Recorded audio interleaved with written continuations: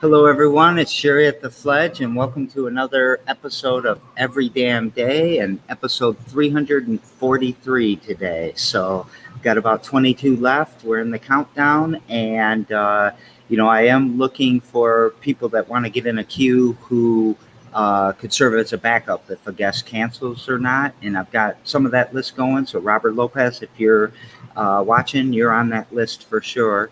Also, contemplating maybe extending. So would like to hear if you guys would like me to extend and for how long. But I don't think I could do it another year. So we're talking 20, 30 days maybe. Also want to give a shout out to the Fledge Music Group. Mark, you will know from 99 Problems, but a Pitch Ain't One. He comes on and helps us with the 99 second timer, which by the way, tomorrow at 4 p.m. we've got the pitches starting up again. And since I've got this shirt on, it's from Fledge Fest 2016. You'd be amazed by the bands that are on the back. But I need to give a shout out to Kimberly Levon for her artwork and making the image there. So my guest today, someone who I think is a gem in the community, Scott Harris. How you doing, Scott? I'm doing well, Jerry. Thank you. How are you? I'm doing really well, too. So what you been up to today? I'm embarrassed to say today I've been doing mostly insurancing. Insurancing. My passion is with the bookstore, but my income is I'm a lowly insurance agent in Lansing. So doing papers and making people's lives more difficult, regrettably. I did a little insurancing earlier with Matt Thornton. Sorry, no offense, but no offense taken. Yeah. So, who would you like to give a shout out to? A whole bunch of people. As you and I are talking today, and as the show goes on, I'll share some backstory. But there have been a lot of people, friends and family, who have been very compassionate and reaching out and supporting me today in particular, but for the last week in general. I can't really mention any individuals by name because I run the risk of missing people, but family and friends who have been there for me. I love you, thank you, and bless you. Smart guy, and thanks for saying you love people, man. I love hearing love. Let's get into you a little bit. Where were you born and raised? Where'd you go to school? What brought you to insurancing and bad choices? I was born in Boston. I moved to Oak Park in Metro Detroit when I was a year old. Graduated from Oak Park High School in '82. Came up to MSU that fall. Somehow, while in Lansing, in East Lansing, I fell in love with Lansing. I fell in love with the community. I fell in love with how organically progressive and inclusive it is. Once I graduated, there was no thought of moving elsewhere. Yeah, that's how I got here. That's why I love the diversity in Lansing. Mm-hmm. Like when I went to Lansing Eastern in the 80s, I don't know if this is true, but this is how it felt. Mm-hmm. Like 1 out of 4 of us were Black, 1 out of 4 of us were Hispanic, 1 out of 4 of us were Asian, and 1 out of 4 of us were white. Yep. And I'm sure that it wasn't quite like that, but it was such a rich and diverse school. Mm-hmm. And I don't know, I love Lansing too. Absolutely. You know, when I was young, Oak Park was predominantly a Jewish community, and being Jewish, I felt, well, this is a microcosm of the world. As I got older, Oak Park became real welcoming to people who were immigrants. So we had a large Islamic population, a large Chaldean population move in, and we had a lot of people from Royal Oak Township who are African American move into Oak Park too. So after a while, Oak Park really did become a melting pot community, and me not knowing any better, I thought this is how the whole world is. So when we find these communities are not inclusive or not engaging or not as welcoming, I can't fathom that. I mean, this is just the natural order. We're all part of the same team. Yeah. About Oak Park, you wouldn't happen to know the Grummets, would I you? I know the don't know, name. like I maybe a do. dentist or something. I used to hang out in Oak Park a lot. Okay. Yeah. I recognize Grumman is the last name. I remember contextually who I remember, but my brain's my least reliable adversary or ally, my greatest The only, adversary, the maybe. only reason it would be relevant is because just to show one more time how small this world is. We were talking about it earlier. So, um, so what did you study at MSU? I was a psychology major, which lends itself to any field except psychology. So after I studied psychology and criminal justice to help my GPA because I made a lot of bad choices in college and had to adjust accordingly. Um, Upon graduating, though, I was fortunate that I was able to find a job at the then Ingham County, now Capital Area Humane Society. I mean, again, as we're talking, it'll become more apparent that my politics are pretty left of center, and my entree into the progressive world was through the animal rights movement, and that kind of gave me entree into other progressive communities and areas too.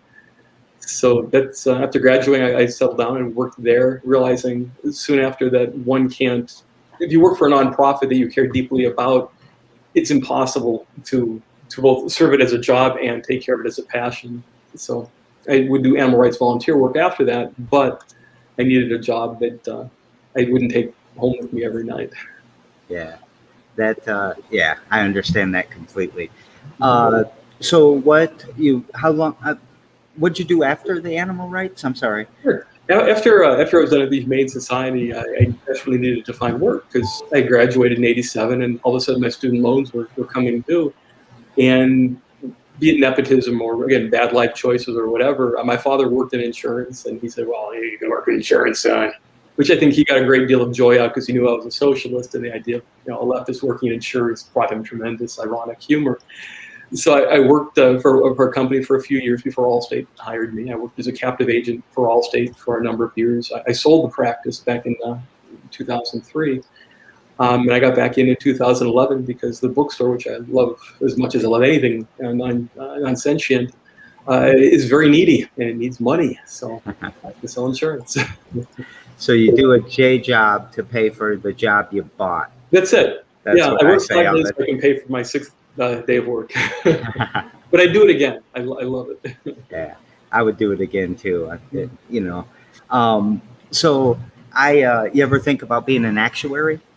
Um, when I was real young, maybe third grade, I was good at math, and I think I peaked about then.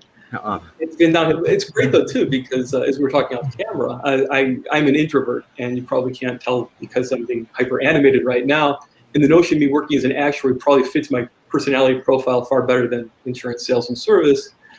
But nah, I think my math skills have waned a little bit too much. I graduated with a degree in mathematics, statistics, data science, Oh and wow. from U of M in '88. Uh-huh. So you and I are close in age, and couldn't find a job. I thought a math degree, me and Ted Kaczynski both graduating from. Thought it'd be easy to find a job, and so I was searching all over the place for a job. So I took the first couple of tests to the actuary. I think there's 7 of them in total, and it was like, this is easy. It's gonna bore the crap out of me. But My son's a math major, so I'm glad that you're sharing that. So I'll nudge him in the ribs a little bit. yeah, is he in college right now? Yeah, he's in his final year. He's studying astrophysics and applied mathematics, which his mom and I were liberal arts majors, so of course he's going to. He and his sister both pushed the sciences. So Yeah. Um, so what? Let's talk a little bit about why the bookstore. Everybody reads, by the way. And what's your website? You got a website? we're easiest to find on Facebook right now. Oh, okay. We do have a web presence. Everybody reads Lansing, but it's not been updated since the Truman administration, so it's probably not going to help very much. Probably everybody. I'm actually going to look it up while you're telling us. But what motivated you to do this? Many years ago, after I had graduated and after I started working in insurance, my wife at the time, she was working in retail, And we dreamt of doing anything except for what we were doing. So we toyed with the idea of someday opening up a bookstore. And the vision was beautiful and yet amorphous. We didn't have to worry about any of the details. Back in the 90s, we had a couple of kids and life was great and we were doing what we were doing, but we still kept toying with the idea of a bookstore. And we had no idea what the bookstore would look like. All we knew was that there had to be a cat because we were both cat people. So it seemed to make good sense.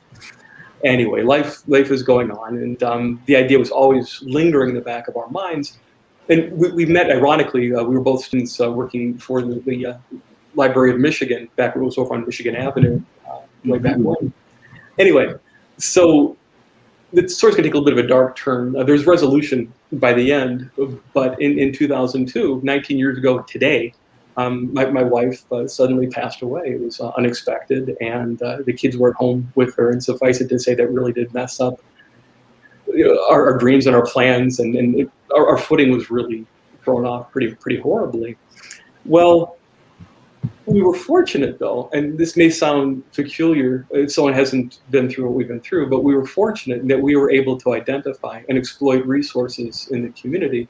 The kids and I went to Ellie's place for about a year and a half, and it was perfect. My son, our son was 4, and our daughter was 8 at the time, and for them to be in an environment where they didn't feel conspicuous, where they felt comfortable, where they felt that everyone there ostensibly for the same reason wouldn't judge them, helped them heal. And it also helped me heal, because again, if I said something ironic or dark or something that would make other people feel uncomfortable who hadn't gone through intimate loss, it would have been more problematic to have healed.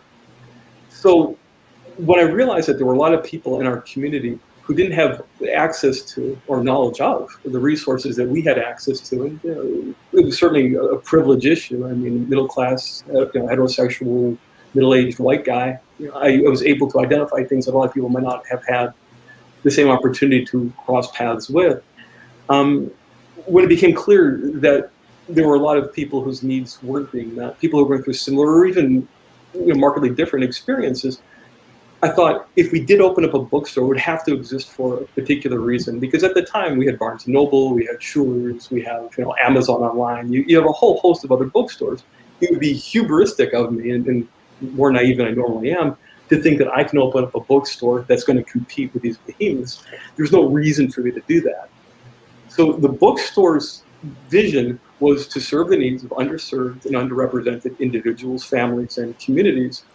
And with that in mind, we started looking at books to help children with grief and work towards healing, books for children maybe whose parents were divorced, or books for all permutations of families, single-parent households, adoptive families, foster families, families where maybe a parent was incarcerated. We wanted every child that came into the bookstore to see something that represented their family. And more than that, we wanted to have books that would represent childhood experiences, books on bullying, books on maybe a child has autism, special abilities, maybe, if it's an interracial family, an LGBTQ family. Again, we wanted that every kid who came in the bookstore would feel safe. And we started to fan out, again, a little bit more from that. So we started thinking, well, how about other underserved communities? Books on peace and social justice were an integral part of what we wanted to do.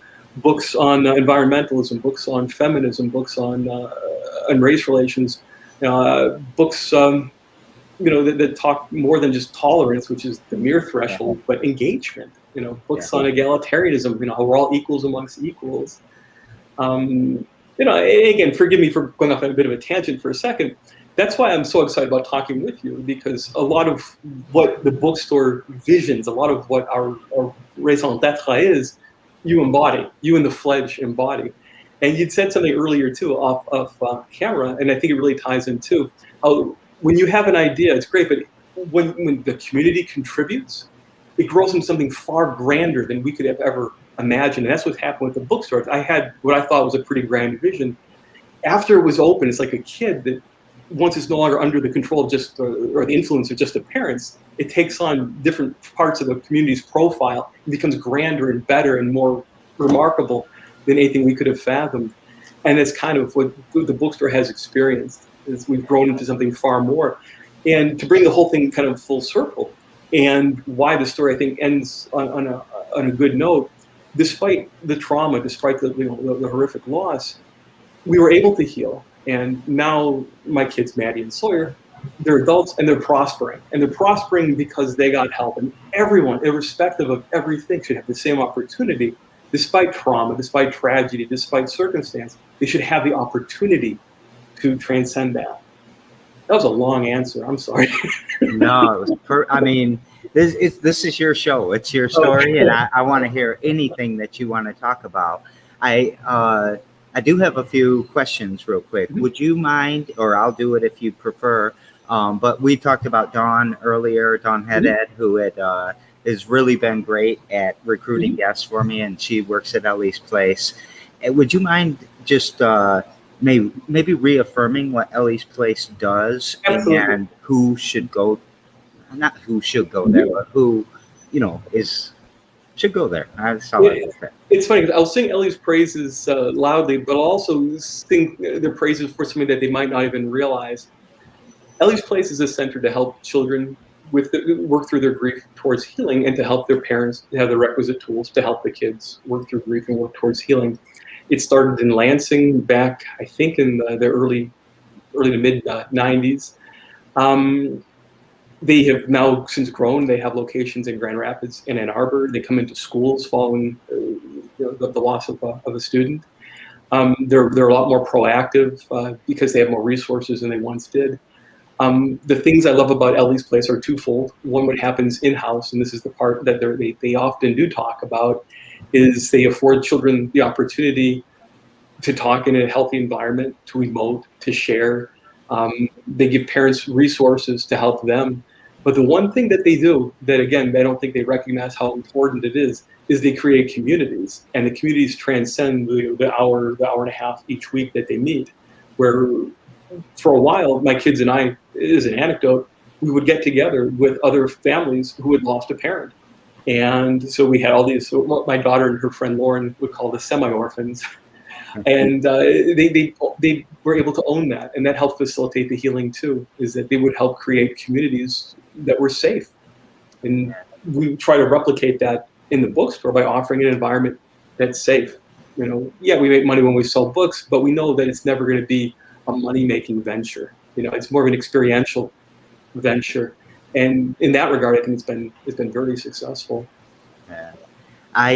When I told you earlier I had lost my daughter, and a lot of people know the story now, but when that was happening and people were trying to be helpful to me, I found myself just trying to help them because it's okay, constantly saying it's okay, don't worry about it. Yeah. You probably do, I can't imagine how this happened, or if this happened to me. But yeah, you can imagine, and that's why you're having the sympathy for me. That's it. But people just have no idea what to say, and then it gets even more exhausting. It's someday I'm going to write a little handout. Actually, when you close at Ellie's Place, the focus is on you. You share ideas and such. And I had a little pamphlet that I handed out, and I talked a little bit about things that you should never say to a person who suffered an intimate loss. And I wholeheartedly agree. And I did find that more often than not that I was the one trying to comfort the person who was trying to comfort me. Yeah. So I guess never offer platitudes. Never say, "Oh, he's in a better place," or "They must need another angel in heaven." Don't ever, ever, ever, ever, ever say that. Those are terrible things for people to hear. And better to say nothing. Better just to be present.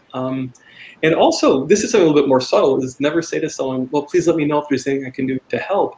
Because the closest I've ever been to being clinically psychotic was following the death of my wife. And if someone says to me, "Oh, let me know if there's anything I can do to help," I'm not in a place to know.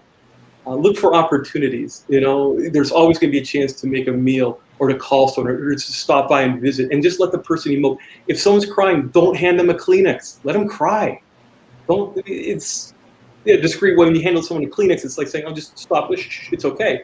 No, let them. Emoting is healthy. I encourage it.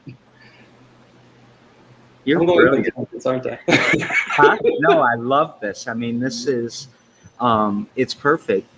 And, let's talk a little bit about the layout of everybody reads for a second, if we can go on. So first of all, let's say we love Ellie's Place, and if you are in a situation where you have kids that are grieving, it would be the number one best thing you could do probably is to engage with Ellie's Place.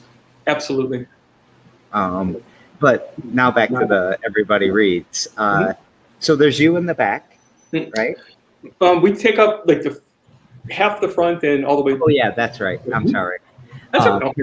I always forget if that. Okay, like, I hope that's the worst thing you ever say.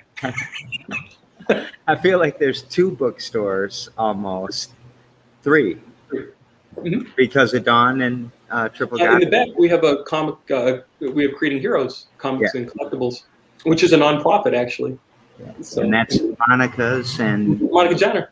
Yeah, and is it Stephen's Way or something? Yeah, Creating Heroes Stephen's Way. Stephen was Monica's brother who had passed. Monica, who's a social justice warrior, also bless her soul. On her day off, she runs a comic book store. So. And she works for the Northwest Initiative, right? Yep. So so she's in there, and there's a tie with a death of a loved one. And there's a little bit of community, not a little bit, a ton of community building. And tell us about the others. Sure. Triple Goddess in the front, Don and Alan, Don Botke Co. and Alan Co. Are also splendid progressives and hugely compassionate and always rescuing cats. And I don't think there's any more noble a person can do than rescue cats. So, but again, real social justice oriented, real good listeners, they're not in it for the money either, clearly. I love all 3 of these places. And then is that the 3rd bookstore then? I guess there's the comic book in the back. There's Everybody Reads. There's Triple Goddess in the front. During non-COVID, we also have a community room that we make available for nonprofits, for support groups. Again, Ellie's Place to me ostensibly was a support group, and it was essential at that.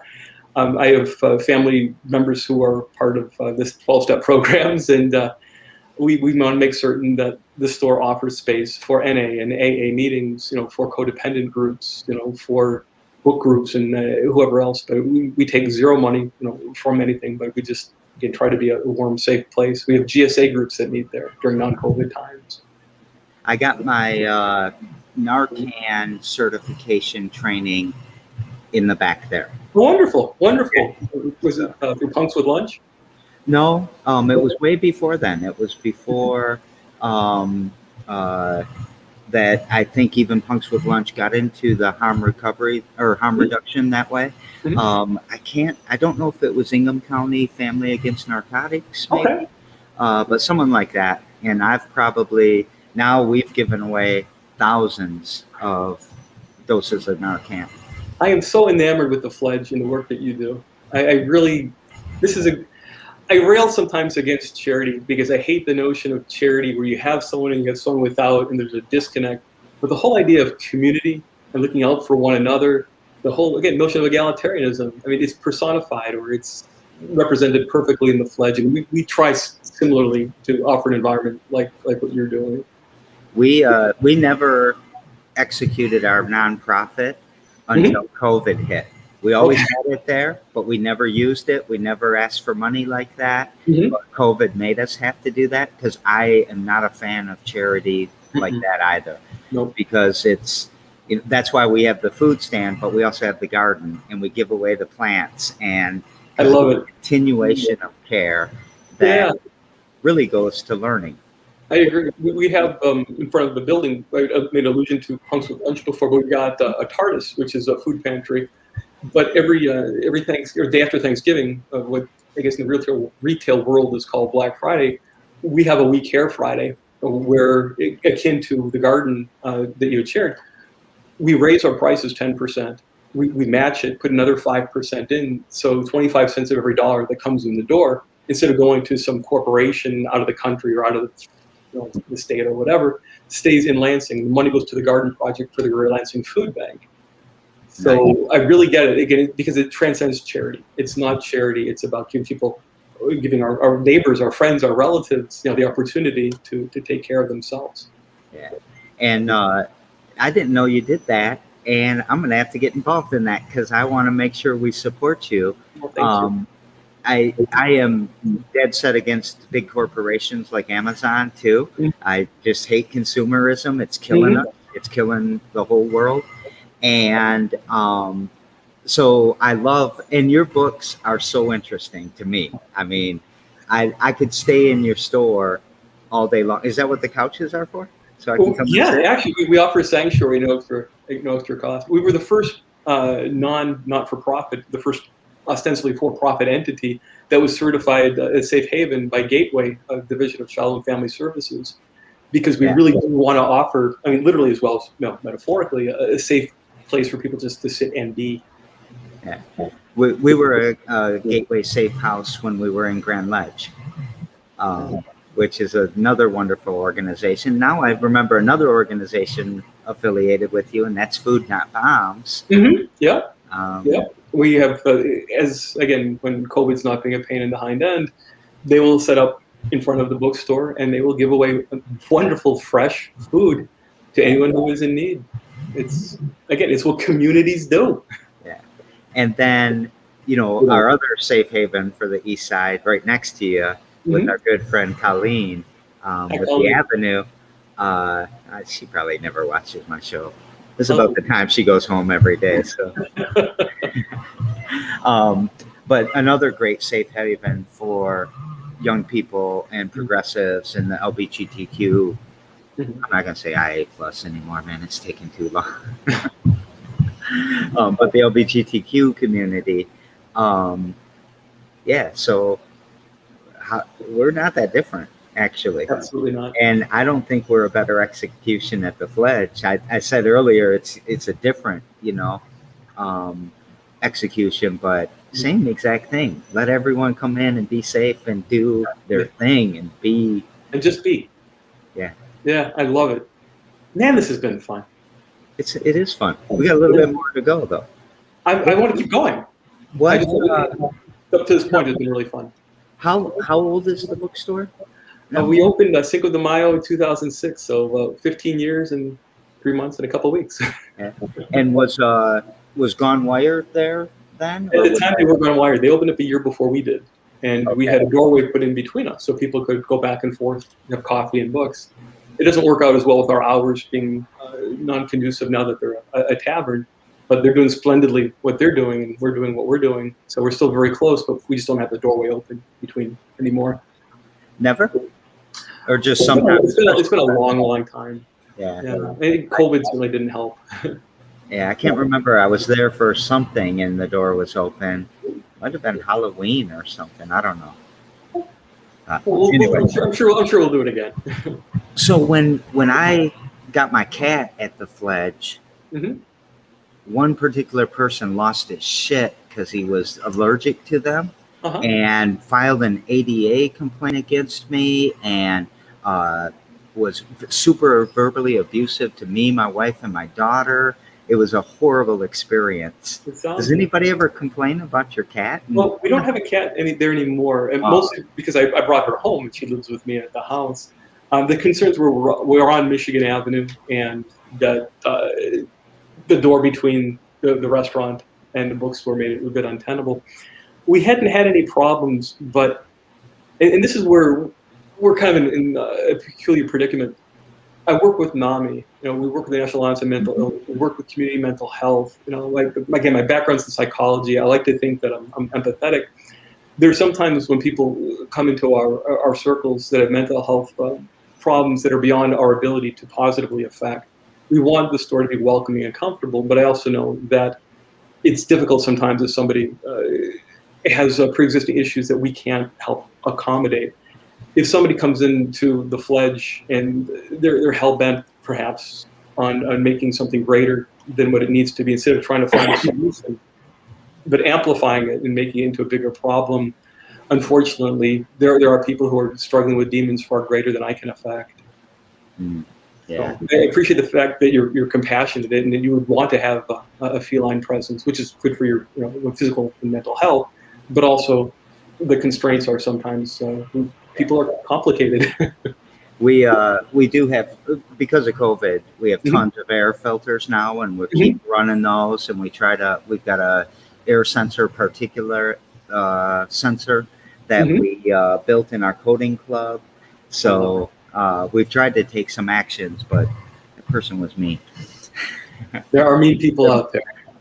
Um, so I don't. You want to keep going? Sure. Tell us a cool story about the bookstore. Something Oh my gosh. spectacular that happened. Something ironic that happened. We were nominated for an entrepreneurial award this last year, which blows my mind because we are probably the exact wrong model for an entrepreneur. Um, because our model is very different, because we're not looking at financial success and replication so much as we are is we operate more like a nonprofit. So Yeah. we're more concerned about serving the needs of the individuals and revenue generating. So that's a recent silly little story. We've had three couples proposed and got married in the bookstore, so that's always good for my heart. We've had different adoption days at the bookstore where we've had cats brought in and cats find homes. Um, my goodness, we've We had concerts in the bookstore.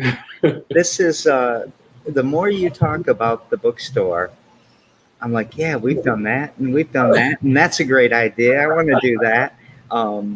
We helped that one of the cat cafes get Uh-huh. started, and they brought cats in for adoption and Oh, had a big thing too. I love it. Uh, yeah. So in the entrepreneur, I won the entrepreneurial spirit Mhm. award last year in the same category. I mean, the same thing you're doing. I would And love to follow in your footsteps. no, no, no, no. I'm following in yours. Um, I just happen to be dumb enough to buy a big old church and make it a little bit more square feet. I bought a Uh, paintball store. huh? I bought a paintball store. That's what that was at the time, Mhm. Yeah, and took on Amazon. yeah, yeah. At the perfect time, right before the economy Yeah. plummeted, and right I was before like, Amazon took off. So is it? Yeah, it's funding these things sometimes when they're not profitable. Have you gotten any help from like any of the grants coming out of the city or anything like that? no. Again, it's probably more naivete on my part, but because we are not a nonprofit, I didn't feel comfortable taking money away from industries or from individuals who may be in greater need. Right now, I'm not hurting financially. Insurance somehow is COVID proof, or Yeah. don't get me wrong, I'm not rolling in the dough or anything like that, but I didn't need the money. It would have, it would help, but it didn't seem, for what our model was, it didn't seem like a good fit. You're such a great citizen, aren't you? Is that the right word? Community member. I It don't. sounds nice. Thank you. Um, how? What do you think your mission is, and has your mission evolved over At the the 15 core, years? yeah, at the core, it really has stayed the same. What's changed is just kind of how the business operates. At one point, the entire building was the bookstore, and before COVID, we had the community room, so there was a different vibe to it. Now the bookstore is predominantly used books, and most of them have been donated by customers, and that's helped tremendously. That's helped us to contain cost. Having Dawn and Triple Goddess moving in the front, and having Monica and Creating Hero Stevens Way moving in the back, that's helped to offset some of our expenses too. So while we might not be bringing in more money, we're also fortunate that we've been able to really control expenses. I love my book collection. I love my library. I've got some of the last book I bought was from you, and it was Parable of the Talents by Octavia S. Butler. Mm-hmm. And I love that book, but I don't know. I can't remember where else I bought books in the last. Oh, I had to order one. It was because it was a sort of rare one, Mm-hmm. and I can't remember the exact name, but it was about abundance within a community. And I did have to order one off from that bastard's website. My feelings are not hurt. What happens? Let's say I come into you and I want a book, Mm-hmm. and you don't have it. Mm-hmm. Would you order it from Absolutely. direct from the publisher? Mm-hmm. We can order from the publisher. There are a couple of wholesalers that we Okay, that we work but with. not Amazon. I try to avoid Amazon if at all possible. Okay. What Amazon's done a beautiful job of is they've co-opted the individual market. So if there are individuals trying to move things, usually they will use Amazon as a medium. So sometimes if something is rare, even though I'd rather go through another source. I'm coming to you for every book from now I on. love you even more now. I was pretty keen on you before, but now. So when are you usually at the bookstore? Every Saturday. Every Saturday. Mhm. So I'm gonna make a trip over Saturday too. I would like that. I'll I have hope. coffee. You put in the description that maybe this will solidify our relationship a little more, that having the show, and I think it's working, and I definitely am in. I want to see how we can make that happen. And let's talk to the crowd for a little bit. Rena, who was the guest yesterday, Hi, Rena.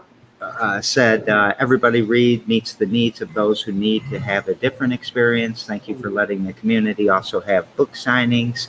You are always open, poetry books, and community meetings and space of love and all that.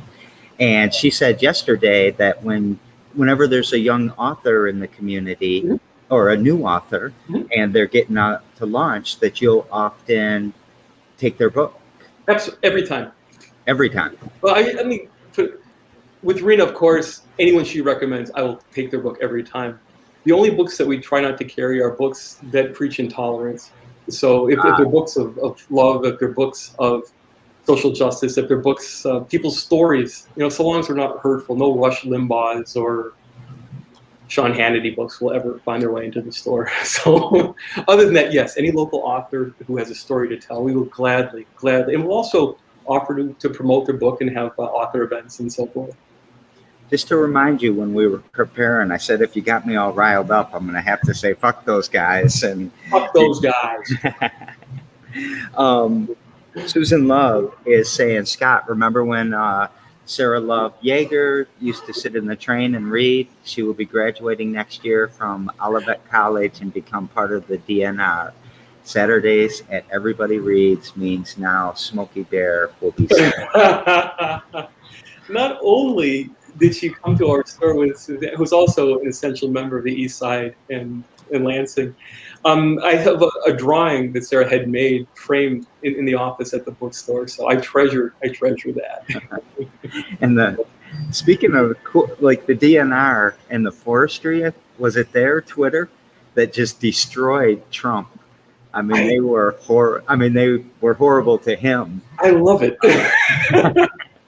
I love it. No, I will have to go back down that rabbit. I get so lost down rabbit holes. I miss some of the big obvious ones, so I did not follow that thread. But you've more than piqued my interest. Well, if you enjoy rabbit holes, then sign up for TikTok, because you will. Don't sign up for TikTok. I'll follow you on TikTok if I do something. Okay, that would be awesome. I need followers. I also was contemplating, if I got to 1,000 followers, I can go live on TikTok.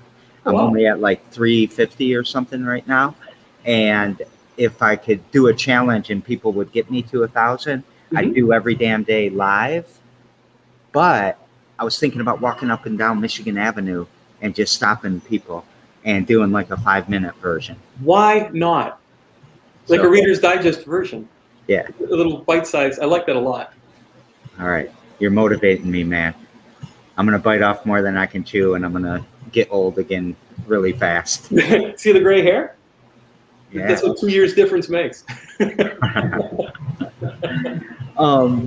What's something you do every damn day to push your mission forward? That's such a good question, and it's deeper than I first thought at first blush. I think that the secret is to be vigilant, to pay attention constantly, to look for opportunities, not expect there's going to be anything grand out there. If there's a rally for a cause you support, attend the rally. If there's a letter writing campaign, write a letter. If you see someone who's having a hard time walking across the street, help them walk across the street. If you see a stray kitten, bring it to a place of safety. I mean, the secret for my own personal mission is always pay attention, look for the opportunities, and don't blanch from them. As far as the bookstore, again, our mission is to evolve as the community evolves, recognize what the needs are, how needs change, and how needs evolve, and to continue to promote this essential core mission of serving the needs of individuals, families, and communities. At the risk of hurting 342 other people's feelings, that was the best answer to every damn day so far. By far. Not by far, I'm sorry, guys. But that was a spectacular answer. Well, thank you. And, I thought you were going towards like be present, but you built that right into it. That was amazing. Great answer. Thank you. So let's see how you do on Rena's question then. So as you know, as everyone knows, we daisy chain the shows together, and Rena was on the show yesterday. And her question to you is, what are some ways you deal with people who hurt you? And she said 3, but I didn't want to be that prescriptive to you. It depends on the mood I'm in. I mean, honestly, it's a wonder that people ever get along, because everyone is so different. Not only do we have different moments of adrenaline and different moments of fatigue or different moments of being distracted. Ideally, when I'm in my best person, I hear them out. I accept the fact that this is their life and this is their experience. If they're doing no harm to me or to anyone else, I'll just smile and not say a word. I'll be visible. I won't be condescending toward them. I won't engage them.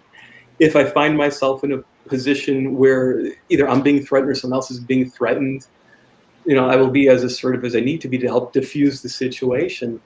When I'm in a really bad place, when I'm angry, when I'm sad, hungry, angry, lonely, tired, when I'm one of those bad places, sometimes I engage people more than I should. But when I'm my best self, I will just listen dispassionately and recognize, hopefully soon, whether it's my battle or not my battle. Is there a way I can comfort the person? Is there an underlying reason why they're being difficult? Or are they just assholes? And why give them any fuel for the fire? I love it. I'm going to have to go. So I take these questions every day and I answer them on my TikTok and ask people to chime in and answer them too. And I'm going to go back and change my answer from yesterday. You improved it. You're really good for my ego as well as my heart. I'm going to say this, and I don't know what. So I didn't know you were so cool and badass. I'm just going to say that out there.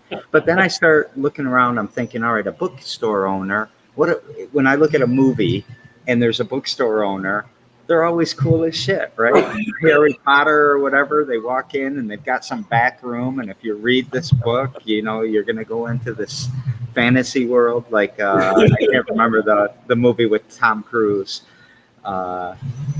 Legend, maybe.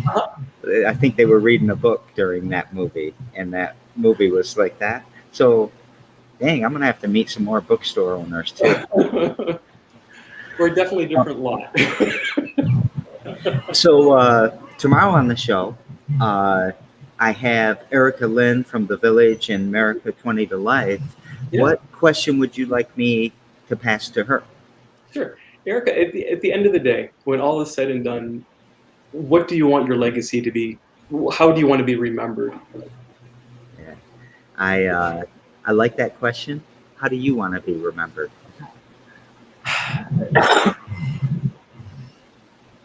That's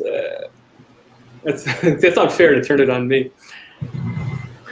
That I really did do the best I could to try to improve the quality of lives of others within my sphere of influence. Do you want to hear mine? Yes, more than mine.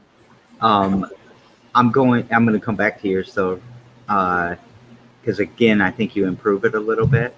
But I will TikTok this later on and answer this question. But I used to, when I was a little kid, I said, I want the next dominant species on Earth to know me by name. That was a narcissistic, ego-driven, I don't know where, but that was what the next species is going to know me by name. It's weird to me now. Not at all. Because I actually think the next species is here. I think it's AI, and I think it is being unleashed slowly. I'm actually quite worried about it. And if I was a computer programmer, that might have been happened. I could have put that in. You'd be on the right side of But now I think more, I want somebody to learn something from me and teach it to somebody else, but forget that they learned it from me. Yes. Yeah. That's what makes it immortal. That's what keeps it alive forever. Eternal, I meant. Yeah. So when I was young, I always wanted to be the smartest kid in the room. And then as I got older, I was, no, I want to be the stupidest person in the room because I can learn more. As I get older, though, I'm thinking more and more, I want people to feel safe when they're around me. I want them to feel relaxed. I want people to feel disarmed. So that's kind of what I'm hoping for as far as what sentiment or what emotion or feeling I leave with people is I want them to feel safe. I want them to feel secure. Does that help you in your insurance business? There's such a disconnect because the platonic ideal of an insurance agent is a salesperson who's always closing. I've never once in 34 years as an insurance agent closed a deal. If I make a presentation, someone wants it, great. If not, great, let's talk about cats. Let's talk about baseball. Let's talk about socialism. I don't care. Let's talk about anything but insurance.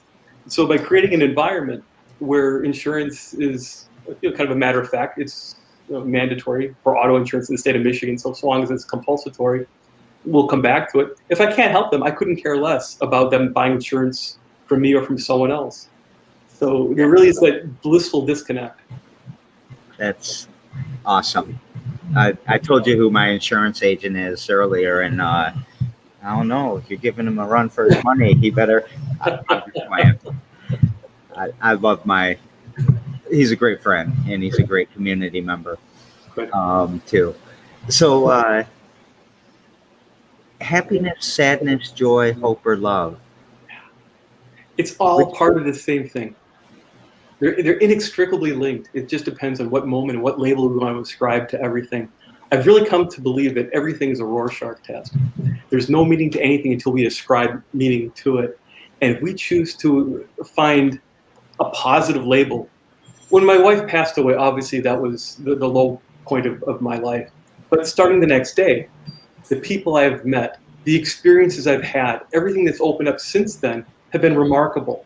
Was the price ridiculously high? Of course it was, but it was already paid. So if I look at what happened afterwards and use that as the template, what could be deemed horrible and sad and grief-ridden has become remarkable and beautiful and joyful. So it's all, I guess, about how we frame things. Yeah. So do you think you've talked about all those words? I hope so. I think we did. I mean, since even the beginning of us talking, happiness and sadness and joy and hope and love. Yeah, inextricably linked. But being able to recognize. Is there a word I should add to that list? Not that I can think of. That's pretty all-inclusive. I like that. I've never asked a guest to ask me that. I did add love recently because a guy was talking about love so strongly, and I was like, that's missing. And if you think of one, let me know. I'll change the show for the next. My favorite concept that's often overlooked is joy. Unbridled, just transcendent joy. And again, I'm not metaphysical. I'm not into anything that people may see as overtly religious or spiritual or whatever. But being able to experience transcendent joy gives meaning to life. It helps overcome. It's helped me in those rare moments of bliss. It's something worth pursuing. The joy has been an interesting discussion word in the shows because I want to know what the difference in people's mind is between happiness and joy. Yeah. Would you mind telling me what you think? I give just my take on it. Happiness is just a nice, level, safe place for the head. Something good happens. It's spontaneous. Joy is more long-term. Joy is transcendent. Joy is something. It's like if you gave it a shot of adrenaline to happiness, but joy could also be peaceful. It's a little bit, to me, it's a little bit of a different feeling, but it's something that's all-encompassing, and it's something that's life-affirming. And despite all the shitty things that may happen along life's journey, when I'm in that moment, even if it's just an intermittent moment of joy, it makes everything worthwhile. Yeah. I had a hypothesis that happiness was like this long-term thing, Mm-hmm. and joy was the spike that you would get, right? Which is actually opposite of what you just said, though. You said that happiness kind of comes in that phrase, and I thought that everybody would agree what joy was, but Mm-hmm. everyone would have different answers for happiness. That's And you know fun. what I found out though is that 2 out of 3 people describe it exactly like you, not exactly, but very close to Mm-hmm. what you just described, and 1 out of 3 flip them and change the 2 words around. And so now I'm super confused, and all I know is that I'm learning, and I love this. I Yeah, love this discussion we're having. me Uh, too. uh, Nyla said some very kind words to me, so I'll put them up since she took the time.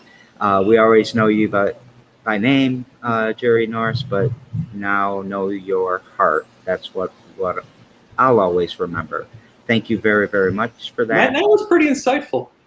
And she is suggesting that acceptance be a word. Let I me like think that. about that. Yeah, I like that a lot. I like it a lot too, because earlier when you said tolerance, and it's like the me too. What the fuck's that mean? I'm gonna tolerate Little you. threshold. Yeah, I'll tolerate you. Yeah, I'll tolerate you. It has an implication that I really hate looking at you, but I'm gonna tolerate it right now. I hate that word.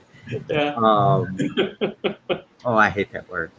And even uh, I love the word diversity, Yeah. but people think they can say, Zach, I'm gonna have a diverse community. Now my company's diverse, Yeah. and that ain't how it works. No, I You mean gotta, a 56-year-old cisgen white male and a 57-year-old cisgen white male. So yeah, we've got diversity. well, you're an insurance agent. I'm a mathematician. There's lots of diversity of thought in there. There you go. All we need is a 58-year-old casino owner, and we'd have the whole spectrum of the actuary tables covered. I'll keep my eyes open.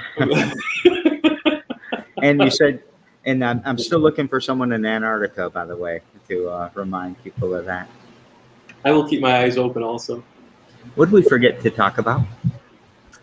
I like that you asked me about, one of the things was to send out was a quote, but also I can't remember exactly how you phrased it, but in a question, there was a quote that I come across recently that I thought would be fun to weave in here. And maybe it was about the joy and happiness and such, and how I really do believe that nothing has meaning until we ascribe meaning to it. I read this, and this was perfectly succinct. It's from a book called What We Know About the Lost Aztec Children by Elizabeth McCracken. And her quote was, "My father was right. You can make anyone appear amazing just by insisting they were."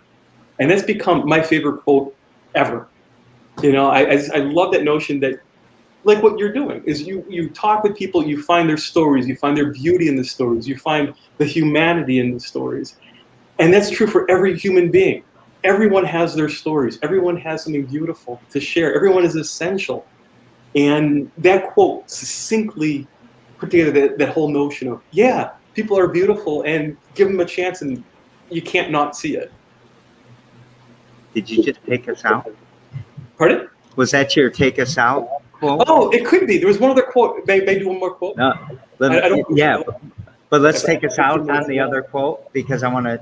You've made me tear up several times. Obviously, just you can say Ellie's Place, and that'll make me cry. I haven't dripped a tear yet, but that was beautiful what you just said. Wait till I give you my send out quote. And you hit the essence of what I've been trying to do again.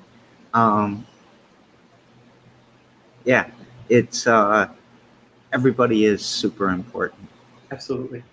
And Absolutely. we need all of you. So when we, thank you for doing work with NAMI, by the way, and community mental health, though they don't agree with my harm reduction methods, that's okay. The work right now, that we've suffered some suicides in the community in the last, especially in the last few months, but ever since the pandemic, but even before too.